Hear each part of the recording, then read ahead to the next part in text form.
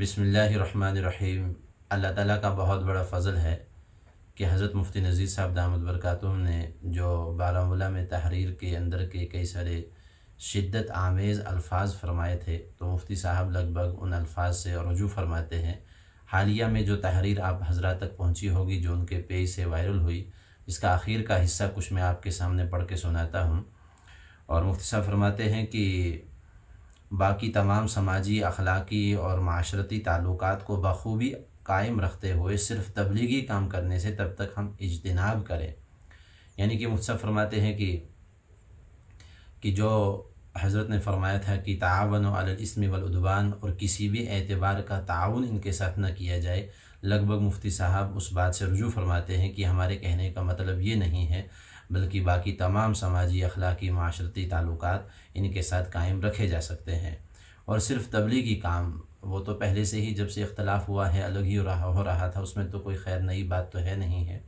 اور آگے فرماتے ہیں کہ مولانا سعد صاحب کے جملہ عقائد و اعمال پر بھی مفتی صاحب کوئی کلام نہیں فرما رہے، اور نہ ہی اپنی طرف سے کوئی نیا فتویٰ صادر فرمایا ہے۔ یعنی کہ مفتی صاحب نے جو نئی بات فرمائی تھی کہ تعاونوا علی الاثم والعدوان، اور جو علماء نرم گوشہ اور نرمی کے ساتھ ان کے ساتھ تعاون فرما رہے ہیں، ان کے تعلق سے جو شدت آمیز بات تھی، لگ بھگ مفتی صاحب اس سے بھی رجوع فرماتے ہیں کہ جو پرانا ہی فتویٰ ہے دارالعلوم کا، بلکہ وہ جو تحریر ہے اور ایک تنبیہ ہے، ایک نصیحت ہے، اور دارالعلوم کا یہ کہ ہماری دونوں سے دوری ہے، بلکہ بعد میں رجوع بھی قبول کر لیا گیا، اور یہ کہہ دیا کہ ہمارا اب مولانا سعد صاحب سے کوئی اختلاف نہیں ہے۔ تو لگ بھگ مفتی نذیر صاحب دامت برکاتہم بھی یہی بات فرما رہے ہیں کہ ہمارا کوئی نیا فتویٰ نہیں ہے، اور نظریات و افکار کی بحث الگ ہے اور عقائد و اعمال کی بحث الگ۔ یعنی کہ مفتی صاحب فرما رہے ہیں کہ جیسے کہ اوپر فرمایا کہ مولانا سعد صاحب کے جملہ عقائد و اعمال پر کوئی کلام نہیں کیا، یہ تو نظریاتی ایک بحث ہے، نظریاتی اختلاف ہے،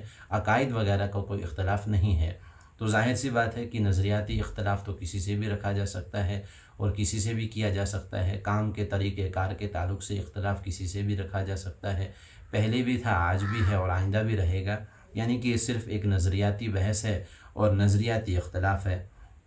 اور آگے مفتی فرماتے ہیں کہ انتہائی پسندی و مبالغہ آرائی دین کی تعلیم کے بھی خلاف ہے اور ہمارے اکابرین کے مزاج کے بھی۔ یعنی کہ لگ بھگ مفتی صاحب تک وہ بات پہنچی ہوگی کہ مساجد کے اندر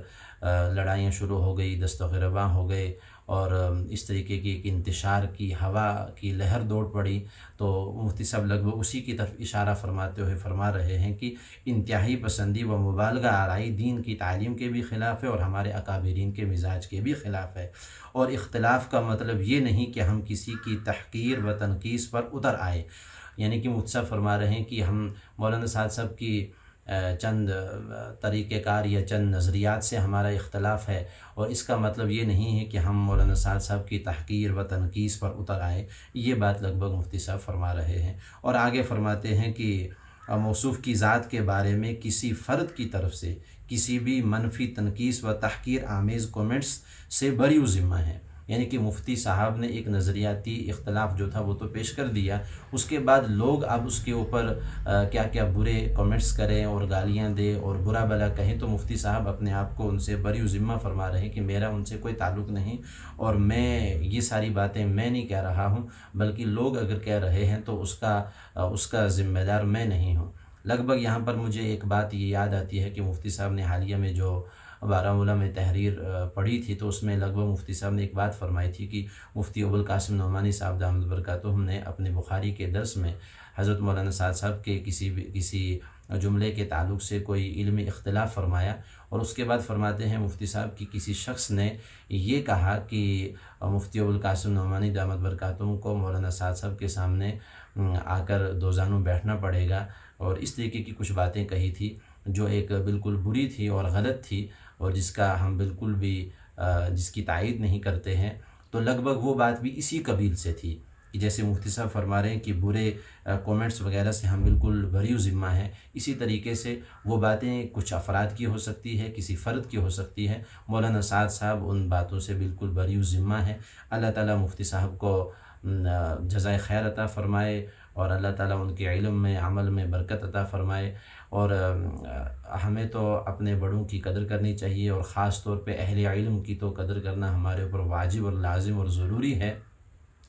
ہمارے دل کے اندر بھی کسی کے تعلق سے کوئی تنقیص و تحقیر ہرگز بھی نہ آئے، بلکہ علماء تو انبیاء کے وارث ہے۔ حدیث میں ہے کہ فضل العالم علی العابد کا فضلی علی ادناکم، ایک عالم کی فضیلت عابد پر ایسی ہے، حضور نے فرمایا جیسے میری فضیلت تمہیں ایک ادنا صحابی پر، کہ ان اللہ لا یقبض العلم انتزاعا، علم نہیں اٹھے گا، ولکن یقبض العلم بقبض العلماء، علماء اٹھ جائیں گے، حتی اذا لم یبق عالما، جب کوئی عالم دھرتی پہ نہ رہے گا تو اتخذ الناس رؤوسا جہالا، جاہل سردار بن جائیں گے، فسئلوا، انہیں سوال پوچھے جائیں گے، فافتؤوا بغیر علم، تو وہ علم کے بغیر فتوے دیں گے، فدلوا وادلوا، وہ خود بھی گمراہ اور لوگوں کو بھی گمراہ کریں گے۔ اس لیے قبل اس سے علماء اٹھ جائیں، علم حاصل علماء سے کر لیا جائے۔ تو اللہ تعالی ہم سب کو علماء کی